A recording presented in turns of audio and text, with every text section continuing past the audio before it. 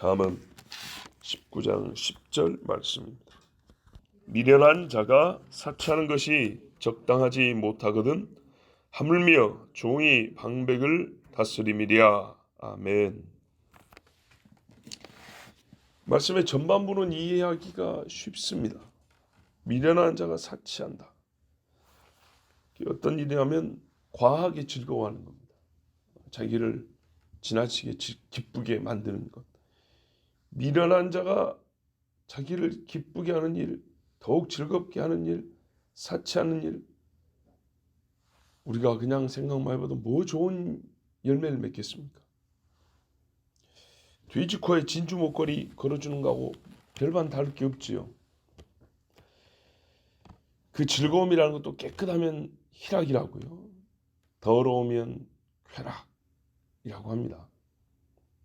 거룩하고 옳은 일을 위해 수고하는 일을 멈추고 즐기고 사치하는 것이 시작되고, 또 즐기고 사치하는 것 외에는 거룩하고 공명정대한 일에 대해서는 전혀 관심이 없는 그런 인생이 되지 않겠습니까? 달달한 것만 쫓는 거죠. 이거는 적당하지 않고 좋은 일이 아닙니다. 어울리지 않는 일입니다. 돼지코에 진주 목걸이가 어울리지 않듯이. 자, 근데 후반부 말씀은 조금 고개가 갸우뚱할 수도 있습니다. 종이 방백을 다스립니다. 하물며 더 안 어울린다는 얘기죠. 그러니까는 종이 주인을 다스린다는 얘기가 되는 건데요. 종이 지혜가 있어서 인정을 받으면 가능한 일 아닙니까? 요셉도 있고 다니엘도 있고, 그렇죠? 종이었던 사람들이 나라를 다스리는 사람들이 되었어요. 소위 계급과 신분제 사회가 유지되어야 옳다는 뜻은 아니잖아요. 종은 그대로 종으로 살고 다스리는 자들은 그대로 다스리는 자로 가고 절대 바뀌면 안 돼. 뭐 이런 말이 아니라면 종이 방백을 다스리고 자기 주인을 다스리는 일도 있을 수 있는 것이지. 그게 뭐 그렇게 문제가 나서 이 어리석은 자가 사치하고 자기를 즐겁게 하는 것보다 더 안 어울리는 일, 더 말도 안 되는 일이라고 그렇게 하실까? 자, 이 말은 이렇게 이해하면 됩니다. 현재 지위와 상황에서 오직 다스리는 자와 다스림을 받는 것, 즉 다스리는 것과 다스림을 받는 것만 달라진다면, 우리 이제 군대로 얘기해 볼게요. 짝대기 하나를 4개로 달아주지 않았어요. 그래놓고 4개짜리 노릇을 하라는 거예요. 짝대기 하나인데 4개짜리 노릇을 하는 거예요. 어울릴까요? 안 어울리죠. 그죠? 하나가 4개가 되면은 이해가 돼요. 근데 하나를 그대로 갖고 있으면서 4개짜리 노릇을 하는 거예요. 이상한 형국이 벌어지겠죠. 굉장히 억지스럽고 다스림을 받는 사람들은 화가 나겠죠. 그러니까 요셉이 근무 끝나면 감옥으로 다시 들어가는 거예요. 얼마나 웃깁니까? 총리 자리를 주고 장관을 다스리라 그래야지. 너 지혜로우니까 요 기근에 대해서 네 업무를 좀 봐. 이것에 대해서는 네 말을 다 들을 거야. 그렇게 말을 해주세요. 왕이 네 말을 다 들을 거라고. 근데 출근 전에 감옥에서 요거 차고 있고, 끝나고 감옥 들어가서 감옥에서 주는 밥을 먹어요. 간수의 다스림을 받고. 이게 무슨 말도 안 되는 겁니까? 그러면은 감옥 밖으로 나와서 낮에 근무 중에 어떤 장관이 요셉의 말을 듣겠어요?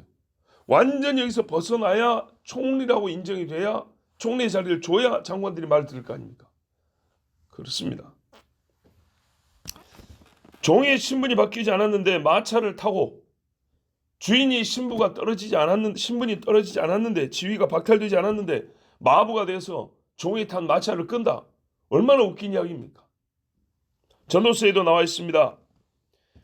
전도 10장 7절을 보면 내가 희한한 것을 봤는데 종들이 말 위에 타고 통치아들이 종들처럼 땅 위를 걸어 다니는 것을 내가 본 적이 있다. 완전 웃기는 이야기죠. 둘이 노름해갖고 내기를 했던 거예요. 종이 그 집에서 자유를 얻었고 자기가 일을 해서 돈을 많이 벌어서 옛날에 주인이었던 집을 내가 샀다. 그리고 이 주인이었던 사람이 자기 잘못하고 재산을 탕진해서 할 수 없이 남에게 빚을 져서 종이 될 수밖에 없었다. 근데 옛날에 종이었던 그 사람이 사버렸다. 그러면 신분이 바뀌니까 옛날에 주인이었던 자가 이제는 종을 상전을 모시고 그를 마차에 태우고 마부가 돼서 갈 수 있는 거 아닙니까? 근데 그렇게 바뀐 게 아니라 종하고 주인 자리가 그대로 있는데 일만 바뀐 거예요. 종이 마차를 타고 주인이 마부가 되고 말도 안 되는 일이죠. 그런데 이런 웃기는 일도 많다. 그래서 전도서에 보면 뭐라면 어리석은 짓들을 하더라. 그런 거예요. 자, 하나님께서 왜 이 말씀을 주셨을까요? 참 세상에 희한한 일이 다 있다. 그렇게 주신 말씀만은 아니겠죠. 우리가 지혜로운 자가 되기 전에는 얻지 못할 즐거움이 있습니다. 자, 미련한 자가 즐거워하는 것이 어울리지 않다 그랬어요. 사치라고 되어 있는데 옛날 번역에는 즐거움입니다. 즐거움이란 어리석은 자에게 어울리지 않냐다. 여러분, 엄밀히 말하면 어리석은 자는 울어야죠. 자기의 운명이 어떻게 됩니까? 그런데 울 줄을 모르는 거예요. 그래서 즐거워하는 것에 어울리지 않는다고 말한 거예요. 평소에 웃지 말고 사는 뜻이 아니에요. 우리가요, 지혜로운 자가 되기 전에는 얻지 못한 즐거움들이 있어요. 우리가 지혜로운 자가 되었을 때야 어울리는 즐거움이 있다는 것을 우리는 알고 있습니다. 예수를 믿고 나서야 맛보는 즐거움이 있고 성도에게 주시는 하나님의 즐거움이 있어요. 성도가 아니고서는 알 수 없는 즐거움이 있어요. 이 즐거움을 어떻게 얻냐? 하나님이 먼저 지혜를 얻게 하세요. 지혜로운 자가 되어야 얻는 즐거움. 하나님이 우리에게 그래서 먼저 지혜를 주고 지혜 다음에 즐거움을 주는 거예요. 지혜가 없이 즐거움을 주면 마치 바보에게 일확천금을 주고 네 하고 싶은 대로 해 하는 거하고 똑같은 꼴이 되는 거예요.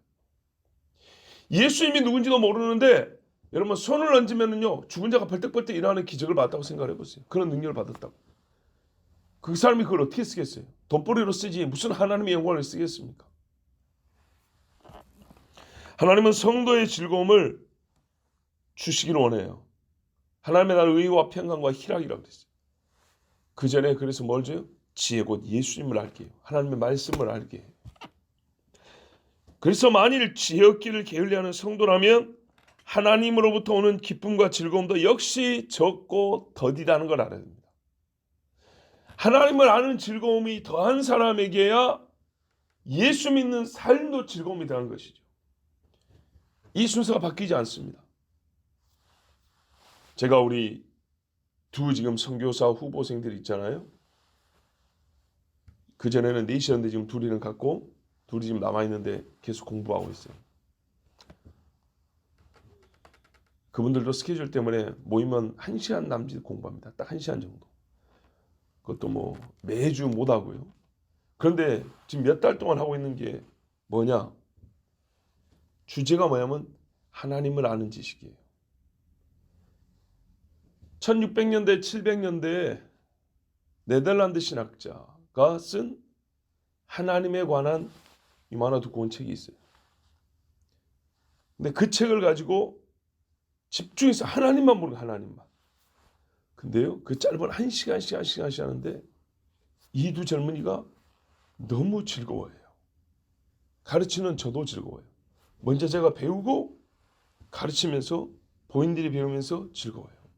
뭐 우리 여기서 무슨 뭐 갑자기 아팠던 병이 막 그 자리에 낫고 막 그런 것도 아니에요. 뭐 찬송을 막 열심히 부르고 이런 것도 아니에요. 그냥 가만 앉아가지고 기도하고 책 펼쳐서 하나님 이야기만 주제로 해서 1시간 하는 거예요. 너무 재밌어요. 정말로요. 우리가 쓰는 말로 은혜가 있어요. 은혜가 주는 즐거움이 있어요. 맞아요. 하나님을 아는 지식. 곧 우리가 지혜로워질 때 하나님께서 우리에게 주시는 즐거움. 이거는 질적으로 달라요. 달라요, 정말로. 얼마나 재밌는지 몰라요. 하나님은 지혜의 성장과 즐거움의 증대는 한 쌍이다 그럽니다. 항상 균형을 맞춘다는 것을 말씀해 줍니다. 지혜가 크지 않고 하늘로부터 주시는 즐거움은 크지 않습니다.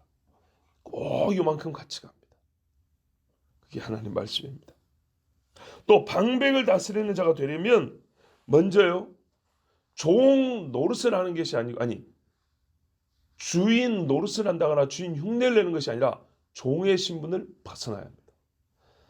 즐거워하려면 어리석은 자를 벗어나야 되는 것처럼 다스리고자 하는 자는 종의 신분을 벗어나야지, 종의 신분을 그대로 갖고 있으면서 주인처럼 하는 것은 한시적일 뿐만 아니라 아주 웃기는 일이 되는 겁니다. 세상을 이기는 성도, 영의 전쟁에서 승리하고 영적 지배력을 행사하는 그리스도인이 되고자 한다면 죄의 종에서 먼저 벗어나야 합니다. 죄의 종에서. 죄를 뒤따르는, 죄의 뒷공무니를 쫓아가는 것을 멈춰야 합니다. 죄가 없이는 하루도 살지 못하는, 옛날 사람들은 책을 읽지 않으면 입에 가시가 돋친다 했죠. 여기서 가시가 나면 어떻게 살겠습니까? 그 정도로 옛날 선비들은 또 선비의 본분을 다해야 한다 뭐 그랬어요. 그런 게 옛날에 광고도 나오고 있었죠, 어릴 때 보면. 근데 인간이란 말이죠, 죄를 짓지 않고는 하루도 살지 못하는 죄의 종된 근성을 가지고 있어요. 그래서 이 종의 근성을 떨쳐버리기 전에는 어떤 종류의 영적인 다스림, 영의 능력, 영의 싸움에서 승리 얻을 수가 없어요. 내가 싸우는 자의 종인데 어떻게 이긴단 말입니까? 다스림과 통치는요, 완전한 우위에 있을 때 가능한 거예요. 그래서 흔히 기분 좋은 말은 아니지만 점령군이라는 게 있잖아요. 두 나라 싸워서 한쪽 군대가 완전 패했어요. 전멸당했거나 후퇴해가지고 도망을 갔어요. 그러면 이 빈자리를 공격해온 나라 군대가 차지하는 거죠. 점령을 하잖아요. 그렇죠. 점령을 하기 전에는 다스리는 게 아니에요. 왜? 그 전까지는 싸우는 시간이죠. 누가 좀 우세하든지 누가 좀 열세하든지 간에 싸우는 중이지 지배하는 중이 아니죠. 그렇죠? 싸움이 끝나야 지배가 들어가는 거죠. 지든 완전히 패하든지 도망을 가든지. 그래서 이긴 자가 싸움을 끝낸 다음에 지배하는 거지, 싸우는 중에는 아무리 우리가 유리하고 힘이 있어도 어쨌든 싸우는 중입니다. 예, 내가 지배하려고 해도 저쪽에서 아직 힘이 있기 때문에 또 칠 수 있어요. 지배는 싸움이 끝난 다음입니다. 종의 자리에서 떠나야 지배가 가능하지, 여전히 종의 자리에 있으면서 다스린다, 이거는 불가능한 이야기입니다. 영적 지배와 통치는 확실한 영적 우위가 확보된 자에게만 주어지는 하나님의 권능 선물입니다. 말 그대로 통치자의 권위를 가진 자가 통치하는 거고, 다스리는 권세를 가진 자가 다스리는 겁니다. 로마서 13장에 그러잖아요. 모든 권세는 하나님으로부터 나지 않음이 없느니. 그럼 세상에 있는 권세를 말하는데 그들이 무슨 일을 하냐 했더니 칼을 찼다는 거죠. 적어도 하나님께서 이 땅에 있는 사람들에게 치안과 질서를 유지하기 위하여 이들에게 칼의 권세를 줬다 그랬어요. 그것만은 사실이잖아요. 지금도 우리가 보세요. 경찰들이 몰려와서 교회 예배를 소위 단속한다는 짓도 하지만, 우리가 길 가다가 치안을 만나서 해를 당할 때는 경찰을 부르잖아요. 그렇죠? 우리 교회 주변에도 누가 여기서 불장난하고 있으면 경찰을 불러다가 몰아내잖아요. 참 이게 아이러니한 겁니다. 하여튼 그래서 통치하는 행위를 하기 전에는요, 통치자의 권세가 있는지를 확인해 봐야 됩니다. 하나님께로부터 통치의 권세를 받았는지, 그것이 온전히 보존된 상태인지, 받았는데 뺏기는 삼손처럼, 머리카락 잘린 삼손처럼, 그러면은 블레셋은 못 이기죠. 지혜를 얻지 못하여 놓고도 즐거움을 추구하는 것보다 종의 상태를 벗어나지 못한 채 다스리려 하는 것이 더 위험하고 허락되지 않기 때문에 오늘 말씀은 하물며 이게 어울리겠느냐 이렇게 말씀한 거예요. 이건 허락되지 않은 일이에요. 자, 하나님 말씀 한 구절 읽어드리면서 이 사실을 확증합니다. 10절의 후반부. 종이 방백을 다스립니다. 종의 상태로 있으면서 자기 위에 있는 권세자들을 다스린다는 것이 말이 되겠느냐. 영적 지배를 하기 위해서는 영적 우위에 먼저 서야 한다 그랬죠. 사도행전 19장 11절에서 16절을 보면 딱 이 말씀을 보여주는 사실이 기록되어 있습니다.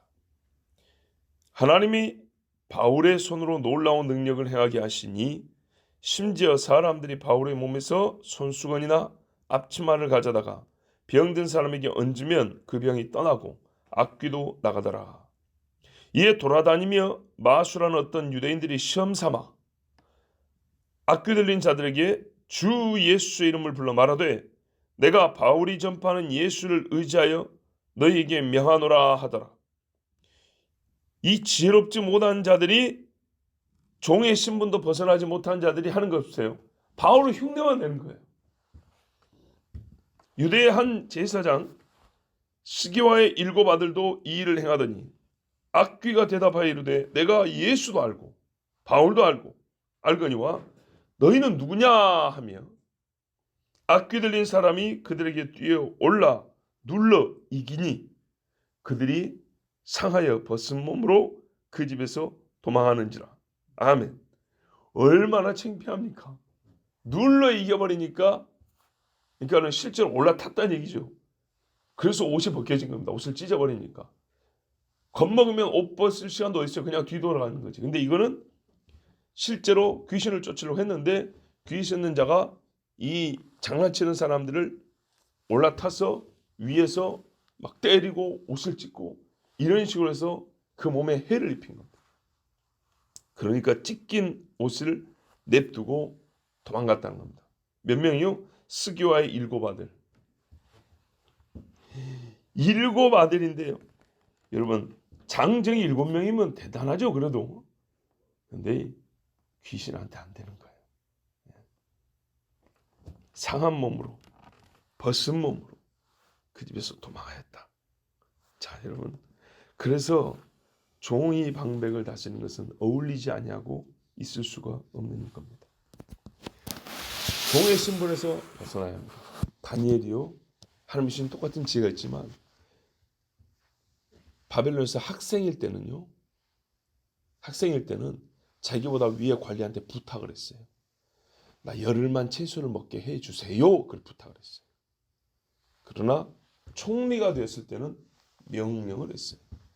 요셉이 똑같이 지혜로웠지만 꿈을 똑같이 해석할 수 있었지만 감옥에 있는 종의 신분에서는 꿈풀이를 해준 다음에 여전히 간수 보조 역할을 하면서 그 술관하는 자에는 나가면 저 좀 기억해 주십시오. 이렇게 얘기를 했어요. 그렇죠? 똑같이 꿈을 해석할 수 있지만 풀려난 다음에는요. 당당하게 말하고 총리가 된 후에는 애굽 전역을 다스렸어요. 그렇습니다. 하나님이 주시는 권세가 있어야 돼요. 종의 신분에서 벗어나야 또 이 권세를 행사할 수 있습니다. 오늘 이 주일 아침에 나오신 여러분 정말로 여러분 함께 있어서 기쁘고 제 개인적으로 감사합니다.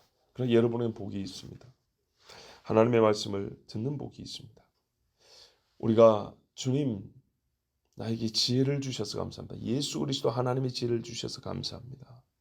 이 지혜로 말미암아 따라오는 즐거움, 지혜로 인하여 얻게 되는 즐거움. 예수를 보지 못했다면 참 즐거움을 못 봤을 건데 예수로 말미암아 얻는 즐거움 있게 해주셔서 감사합니다. 또한 우리가 종의 신분에 벗어나 하나님의 자녀의 권세, 요한복음에 말씀한 것처럼 자녀의 권세를 갖게 해주셔서 감사합니다. 더 큰 권세를 허락하여 주시옵소서. 보이지 않는 영적 전에서 항상 승리하는 권세를 주시옵소서. 기도하십시오. 하나님의 응답해 주십니다. 기도하겠습니다.